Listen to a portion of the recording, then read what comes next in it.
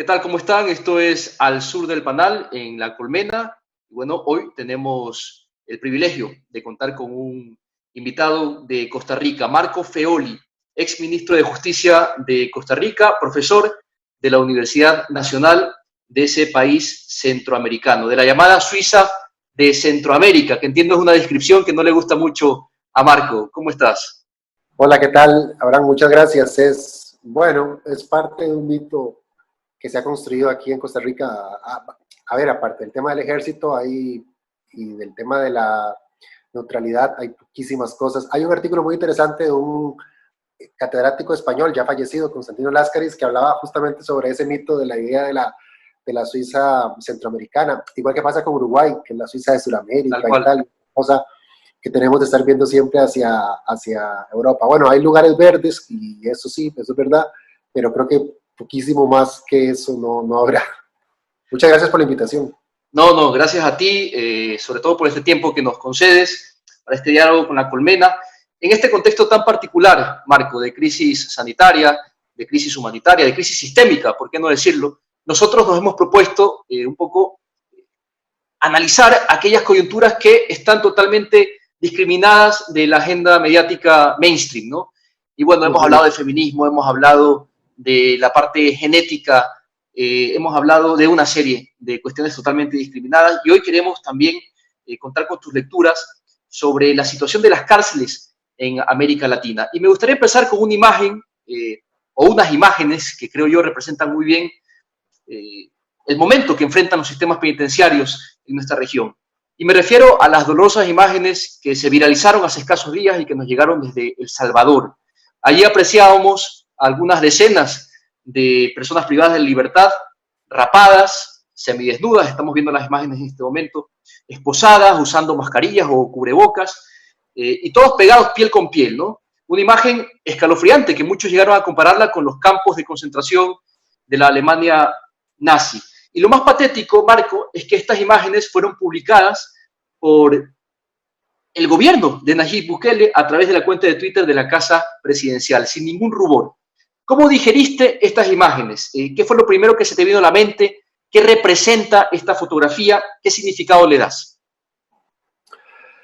Vamos a ver, yo creo que la crisis que estamos atravesando todos es una crisis que tiene una gestión distinta en función de qué tan consolidados están nuestros estados de derecho. Y este es también un gran tema, es decir, cómo se gestiona una situación como esta en estados que todavía están en construcción. Nosotros tenemos en América Latina estados todavía con ciudadanías de muy baja intensidad y en los que, digamos, el rule of law es todavía una aspiración más que una realización, más allá de lo que digan nuestros textos constitucionales. Entonces, claramente América Latina tiene también el desafío adicional, aparte del desafío sanitario y aparte del desafío epidemiológico, también hay un desafío político y un desafío institucional muy importante, porque esto no puede ser la excusa para simplemente restringir derechos fundamentales y que no pase nada, o para legitimar, digamos, actuaciones autoritarias. El tema de la cárcel es un tema muy complicado en nuestros países, porque lo hemos ido normalizando y es un tema del que se habla muy poco. Esta es una de las poblaciones más invisibilizadas que hay, de las que no queremos hablar, y es una población además a la que el tema del coronavirus le afecta de manera especial. Es decir, la Corte Interamericana de Derechos Humanos hace unas cuantas semanas atrás, hace 2 o 3 semanas, la Alta Comisionada de Derechos Humanos de Naciones Unidas emitieron sendos comunicados incluyendo a las personas privadas de libertad como uno de los grupos más vulnerables, por razones que no parecen tan obvias. Quiero decir, que uno piensa, hombre, no, eso está súper entendido, es fácilmente comprensible. Por ejemplo, ahora que hablabas vos de las mujeres, que el tema aunque el virus no discrimina a personas, claramente su impacto varía de un sector a otro. Y las mujeres que tradicionalmente tienen tareas de cuidado, que tradicionalmente se encuentran en situaciones laborales, digamos, de mayor desventaja respecto a los hombres, etcétera, esto las toca diferente. Igual pasa con otros grupos, igual pasa con las personas que están privadas de libertad. Y entonces, claro, los organismos de derechos humanos lo dicen, uno asume que esto se va a entender, pero la verdad es que no. Y yo, en experiencia, digamos, trabajando durante unos pocos años en un cargo político relacionado con el tema de las personas privadas de libertad, mi experiencia y mi sensación, más allá de que yo intente ser optimista, en este caso no es de demasiado optimismo, porque hay un ocultamiento de una realidad que lo que hace es expresar las desigualdades estructurales que tenemos en nuestros países. No es casualidad que nosotros tengamos tasas de encierro como las que tenemos. Entonces, yo tengo que decirte que más allá de la imagen que publica el presidente de El Salvador, que es de por sí escalofriante, a mí lo que me genera más escalofrío son las reacciones, porque yo creo que los comentarios son patéticos, ¿no? Porque mucha gente aprobaba la medida, ¿no? Claro, y se oculta una realidad. Se oculta, por un lado, la particularidad de las pandillas salvadoreñas y de las maras salvadoreñas y de las maras centroamericanas. Yo no soy experto en el tema, pero bueno, algo he leído. Todos tenemos más o menos noción de cómo es que surgen estas pandillas. Estas pandillas son el resultado de políticas de deportación que se hacen en Estados Unidos en los años 70 y 80, de muchachos que mandan a sus países, que mandan a Centroamérica y que aquí no saben cómo, no encajan, y se empiezan a generar grupos que luego derivan en las pandillas y en una pérdida de control de parte del Estado. Es decir, es un tema muy complejo, es un tema que tiene que ver con exclusión, es un tema que tiene que ver con políticas migratorias, es un tema que tiene que ver con pobreza, es un tema que tiene que ver con violencia y es un tema que tiene que ver con estados muy represivos, porque justamente los años 80 y los años 90 son los años del impulso en Centroamérica de las políticas de mano dura y de las políticas de super mano dura, que recordarán ustedes que se aplicaban a estos grupos. ¿Y qué fue lo que pasó? Que muchos de ellos terminaron prisionalizados y trasladaron, digamos, los círculos de violencia a las cárceles, que progresivamente fueron, digamos, perdiéndose del control de parte del Estado. Entonces, claro, tenemos unas cárceles desbordadas y tenemos ahora un presidente que anuncia, y que además con esto yo creo que hay otro factor que es muy preocupante. Alimenta la idea esta permanente de construcción de enemigos. Entonces, claro, yo siempre se lo digo a mis estudiantes y siempre lo digo aquí porque de verdad en Costa Rica costó muchísimo. Nosotros tenemos una tasa de encierro muy alta y costó muchísimo que la gente comprendiera este tema y se sigue sin entender. Claro, si a nosotros nos ponen la imagen de un grupo de hombres tatuados, casi semidesnudos, agrupados todos, con cabezas rapadas, claro, estás construyendo una imagen, estás construyendo la imagen de un enemigo. Estigmatizando. Entonces, exactamente. Dice Foucault que una de las finalidades de la cárcel, perdón, que una de las finalidades del castigo, aparte del encierro y de la exclusión y del resarcimiento, es el marcaje, es marcar. Entonces, claro, nosotros vemos en estas personas gente a la que se le puede despojar de humanidad, porque es muy fácil reducirlo todo. Ahí hay un grupo de personas malvadísimas, malísimas, tremendas, que suponen un peligro para nuestra seguridad. Claro, hoy se anunciaba, por ejemplo, que las pandillas iban a estar 24 horas encerradas y la gente lo celebra y la gente no entiende que, claro, ¿esto en qué va a generar? ¿En qué va a desembocar? Hombre, en mucha más violencia. Ese es el problema. Increíble. En El Salvador hay 16.000 pandilleros que habitan en prisiones, ¿no? El llamado presidente millennial, dicho sea de paso, llegó al poder, tuiteó lo siguiente, literal, Marco: vamos a hacer que los pandilleros que cometieron homicidios se arrepientan toda su vida de haber tomado esa decisión. Y hay otra declaración, por demás pintoresca, que hizo por estos días el director general de centros penales de ese país, un señor de nombre Osiris Luna, que dijo textual, no va a entrar ni un solo rayo de sol a ninguna de las celdas. Es evidente, Marco, que se ha tirado la toalla en la rehabilitación social. ¿Cómo agrava esto el problema? A ver, a mí las declaraciones me parecen tremendas. De hecho, la Comisión Interamericana de Derechos Humanos hizo antes de ayer, me parece, un llamado a... Michelle Bachelet, ¿no? Bachelet lo hizo, pero también me parece que la Comisión Interamericana, no solamente la alta comisionada, sino también la Comisión, hizo alguna declaración, la vi por Twitter, acerca, digamos, de los exabruptos y del despropósito que supone, digamos, hacer esto. Yo el otro día ponía el ejemplo de más allá de las valoraciones que uno pueda hacer sobre el manejo concreto de la crisis o no, y más allá, digamos, de una idealización de lo que pueda pasar en Europa, pero lo cierto es que en el marco también del COVID-19 hubo varios motines en las cárceles italianas por decisiones que se estaban tomando, y bueno, uno no ve a Giuseppe Conte haciendo este tipo de declaraciones, porque entendemos que hay un Estado de Derecho que más o menos funciona, más allá de todas las críticas que podamos hacerle que podemos hacer a Italia, qué sé yo, Sí. y, digamos, de su sistema político, que también daría para hablar, pero lo cierto es que hay un respeto y que ni siquiera en el caso de América Latina lo encontramos en las formas más básicas,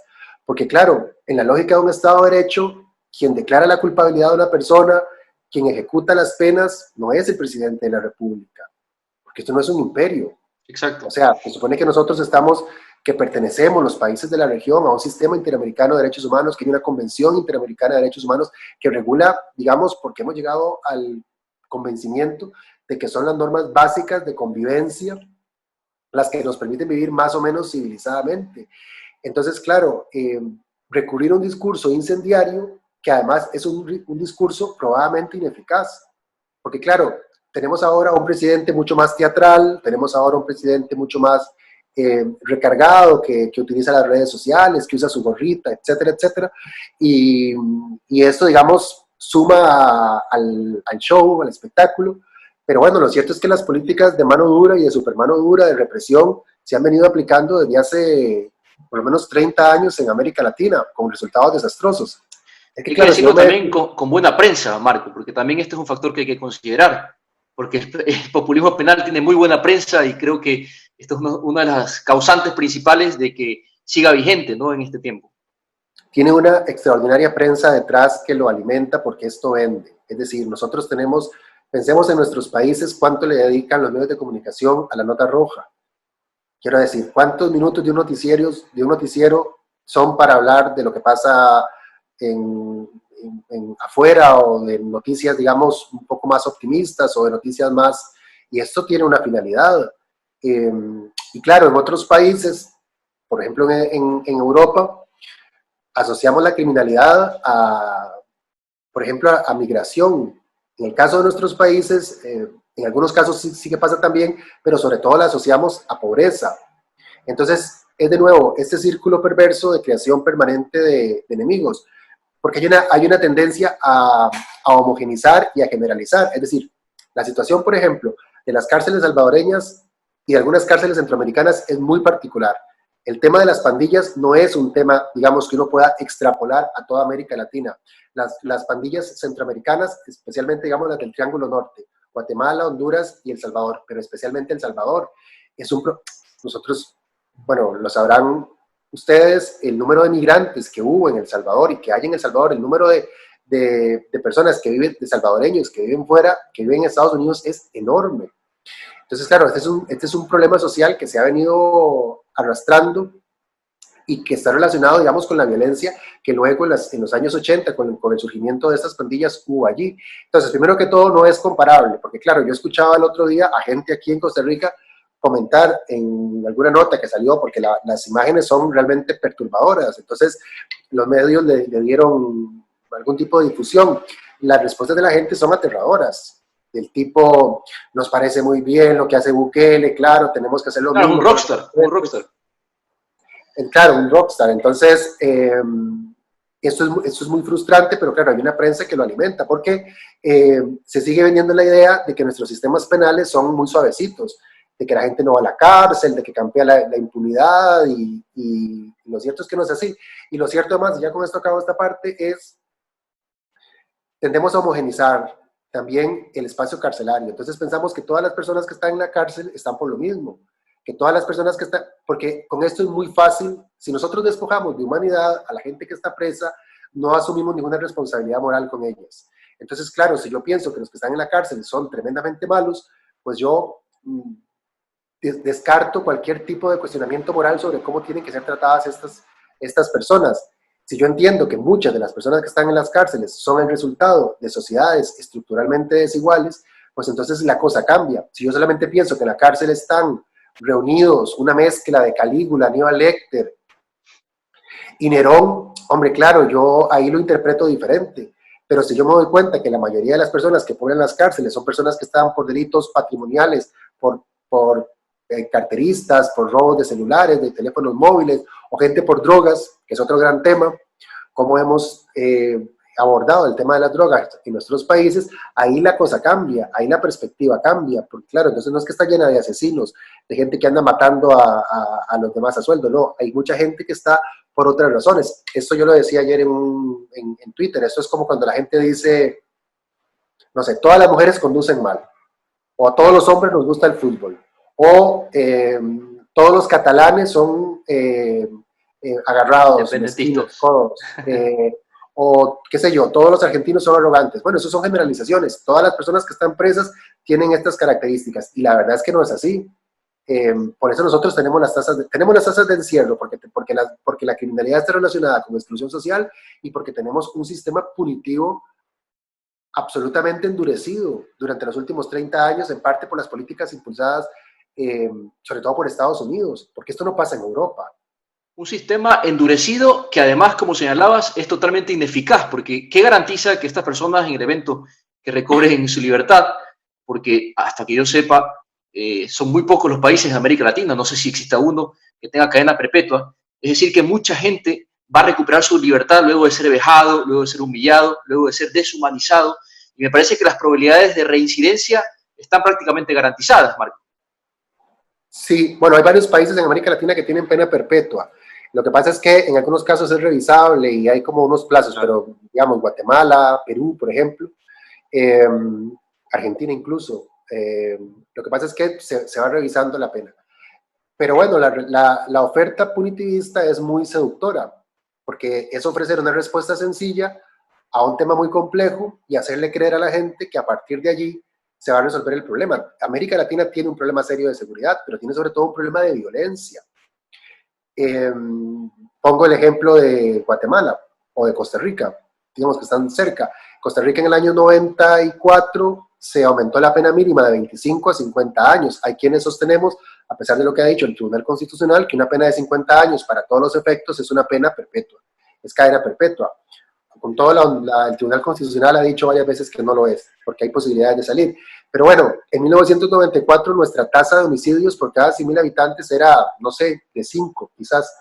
20 años después, la tasa de homicidios es de 10, más o menos, que ya es una cifra muy elevada.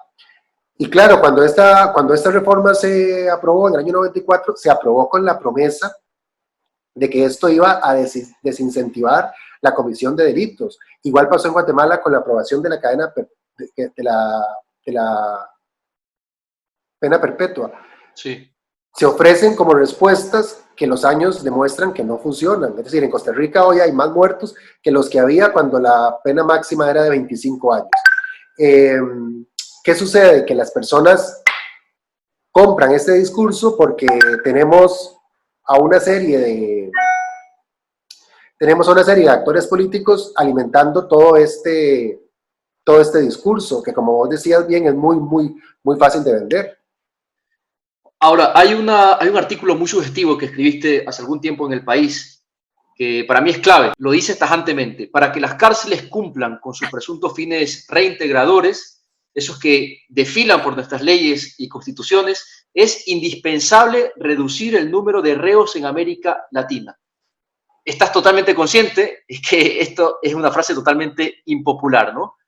Pero es la realidad, finalmente, es la clave.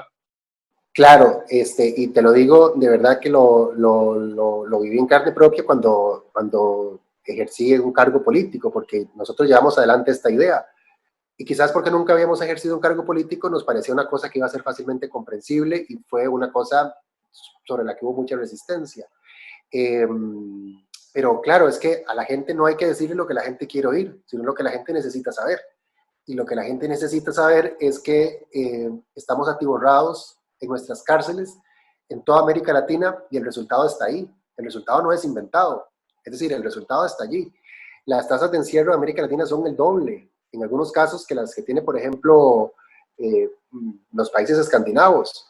Y claro, vos dirás, bueno, sí, pero es que los países escandinavos tienen otras condiciones socioeconómicas. Es cierto, pero también tienen otro modelo punitivo. Porque nuestro problema de encarcelamiento no solamente es un problema de desigualdad, también es un problema de modelo punitivo. Porque nosotros tenemos 20 años hablando, por lo menos, de penas sustitutivas, de medidas alternativas, y esto está sobre el papel, pero no funcionan. Qué sé yo, el caso de Perú, por ejemplo, tienen más o menos 90,000 presos, y de esos 90,000 presos, frente a esos 90,000 presos, hay como, no sé, 3,000 o 4,000 con penas sustitutivas. Entonces, claro, nuestros códigos penales van incluyendo medidas alternativas a la pena de cárcel, pero en esas penas alternativas no se invierte nada. Entonces, claro, la gente sigue pensando que no funcionan, porque claro, la cárcel en ese sentido pareciera, pero no lo es, pareciera más económica, porque la gente, por ignorancia, por lo que sea, piensa que vos agarras a una persona, la metes a la cárcel y ahí la dejas, porque pensamos en las cárceles como depósitos de personas. No, la gente va a salir en algún momento, queramos o no, van a salir en algún momento, a los 5, a los 6, a los 7, a los 8 años, la mayoría de las personas van a salir de la cárcel, porque la mayoría de las personas no están en la cárcel por delitos gravísimos. De nuevo, si nosotros pensamos que la mayoría de las personas están por homicidios tremendos, entonces decimos, bueno, ahí se quedarán el resto de sus días, pero lo cierto es que no, lo cierto es que la mayoría de las personas están por otras clases de delitos y esas personas van a salir. La pregunta es cómo queremos que salgan. Y bueno, yo creo que este discurso que es tan impopular es el discurso correcto y creo que así como hace 25 años nos parecía, o 30 años en muchos países de América Latina, nos parecía, no sé, nos parecía imposible, por ejemplo, que dos personas del mismo sexo se casaran, porque esto era una cosa antinatura, porque esto era porque era inmoral, etcétera, etcétera. O hace, qué sé yo, 70 años nos parecía absurdo que las mujeres pudieran ejercer el derecho al voto. Bueno, yo creo que en algún momento, porque eso tiene que ver también con un cambio cultural, en algún momento tendremos que hacer el cambio cultural. Así como en el siglo XVII, siglo XVIII, llegamos al acuerdo de que mutilar manos o cortar cabezas o lacerar los cuerpos era una práctica algo inhumana y que mejor frente a eso, mejor el encarcelamiento. Bueno, yo creo que en algún momento nos vamos a dar cuenta, como ya se han dado cuenta otras sociedades, probablemente en este tema más avanzadas que las nuestras, que la pena de cárcel no funciona.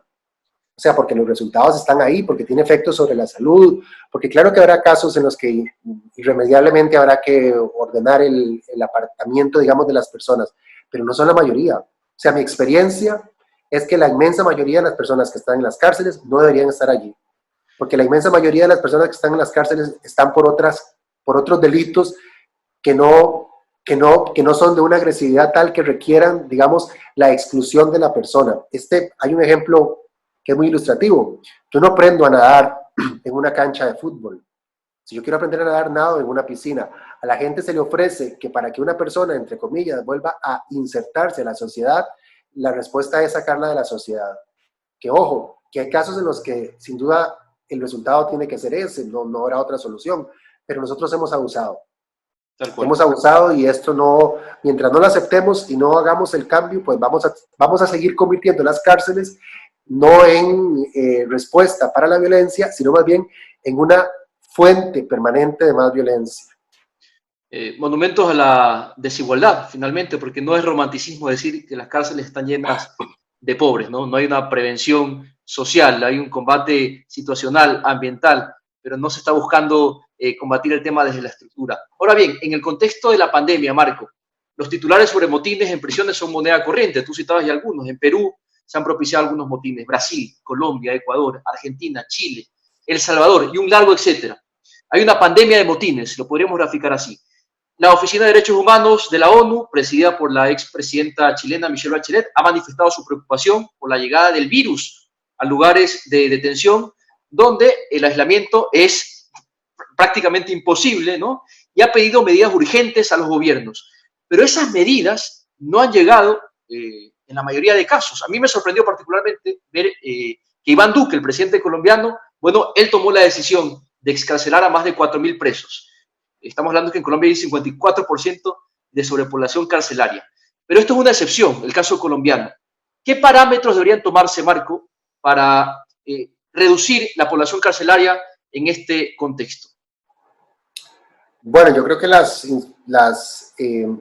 los requerimientos que ha hecho, por ejemplo, la Corte Interamericana hace unas semanas atrás y también la alta comisionada son, digamos, contundentes. Es decir, las personas que están o que pertenecen a las poblaciones de riesgo tienen que salir de la cárcel, porque la cárcel tiene unas condiciones muy particulares que facilitan el contagio. Es decir, yo por supuesto no soy epidemiólogo ni nada que se le parezca, pero bueno, hay una palabra que se llama fómite, que son todos estos objetos, o sus, digamos, objetos que facilitan la propagación de, digamos, de virus, de bacterias, de hongos, de parásitos, y que no pueden ser sometidos, digamos, a todos los procesos de higienización que uno quisiera.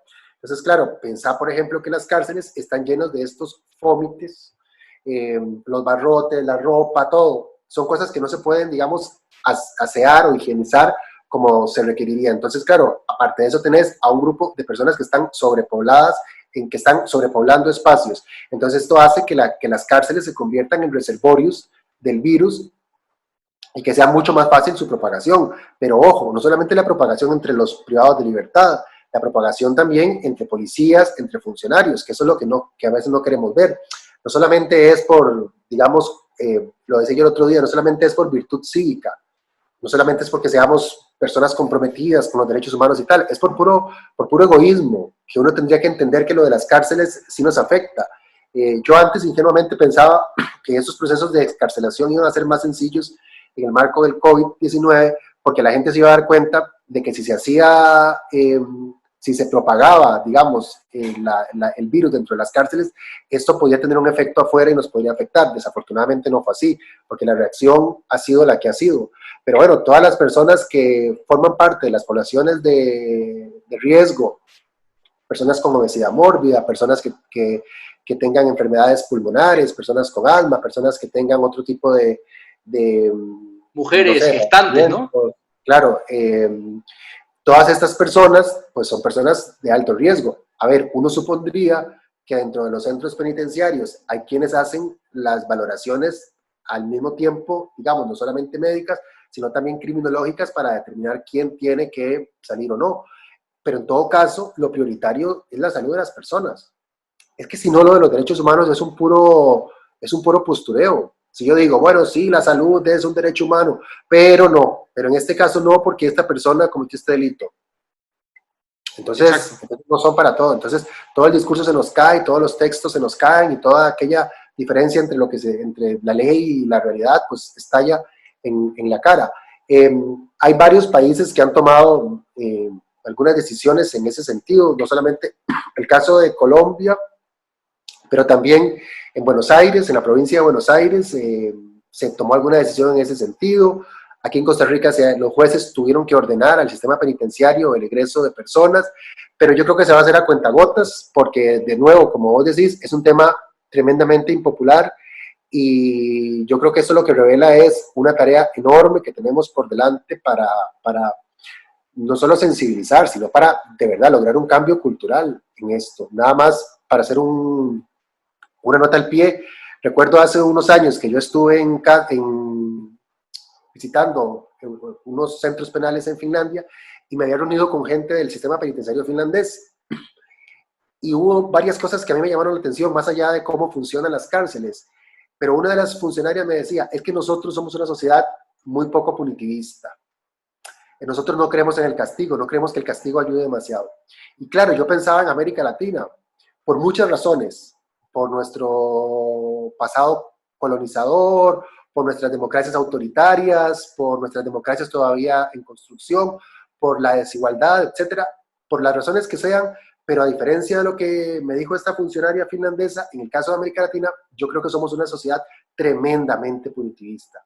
Y esto implica, cambiar esto implica hacer un cambio cultural, y los cambios culturales nunca son sencillos. Entonces, bueno, es una tarea que tenemos por delante, que no es nada fácil, pero que yo creo que nos hará evolucionar como sociedad cuando logremos hacer comprender a la gente que lo de la cárcel ha sido un fracaso. Sin duda, es uno de los grandes desafíos que enfrentamos, es un cambio cultural, pero nos juega en contra, ¿no? Dos factores que ya identificamos. La buena prensa que tiene el punitivismo penal y además analizar todo esto en clave electoral resulta siempre un poco difícil, ¿no? Porque es de las grandes apuestas de muchas toldas políticas el aumento de, claro, capitalizar todo el malestar que existe en una sociedad que ha sido tomada por la delincuencia. El discurso fácil, el discurso vendedor siempre es el seguir poblando las cárceles con esos descartados, ¿no? Con el lumpen de la sociedad los vamos a tirar en el depositorio y no nos preguntamos nunca qué va a pasar el día después que salgan de esas cárceles. Hay una frase, Marco, que tú pronunciaste también en este artículo, que lo recomiendo mucho, del País, que escribiste ya este artículo hace algunos meses, pero sigue vigente completamente, y dijiste: la injusticia social no va a acabarse con la justicia penal. Creo que esto es lo que no se ha terminado de entender, ¿no? Como si el derecho penal fuera una medida disuasoria, y con esto vamos terminando, para el cometimiento de delitos. Eso es un gran mito que deberíamos desbancar de una sola vez. Claro, es que nos lo han hecho creer. Y nosotros, a todos nos gustan las ideas simples. A todos nos gustan las ideas que son fáciles de digerir. Entonces, claro, si yo pienso que la cárcel nunca me va a tocar a mí, entonces no me importa que el sistema punitivo y que el poder represivo del Estado se haya ido ensanchando como se ha ido ensanchando en los últimos años. Si yo pienso que la cárcel es una cosa que le pasa a los malos, que no tiene nada que ver con exclusión social, entonces voy a seguir apostando por la justicia punitiva. Si yo entiendo que hay una sociedad que es profundamente injusta y que tiene que ver con justicia social, con mejor redistribución de la riqueza, que tiene que ver con menos precariedad laboral, que tiene que ver con más igualdad, entonces ahí, claro, ahí las respuestas son mucho más complejas, son muchísimo más complejas, pero son las únicas respuestas posibles, porque es que del otro lado ya tenemos toda la evidencia, que esto es lo más increíble. Eso es lo más increíble, que tenemos toda la evidencia, tenemos 30 años haciendo esto y el resultado no es ni más seguridad, el resultado no es menos violencia, el resultado es más cárceles hacinadas, más cárceles reventadas y más cárceles convirtiéndose, porque esto es absurdo, ojo lo absurdo de esto. Todo el mundo está de acuerdo en que las cárceles son escuelas de crímenes. Todos coincidimos en todos nuestros países, escuelas del crimen, universidades del crimen, quien entra robando sale matando porque las cárceles tienen este efecto, bla, bla. Pero por otro lado, que nadie salga de la cárcel, porque la idea es que las personas están allí recluidas y nunca van a salir, y esto es un error. Entonces, bueno, yo creo que hay que enfrentar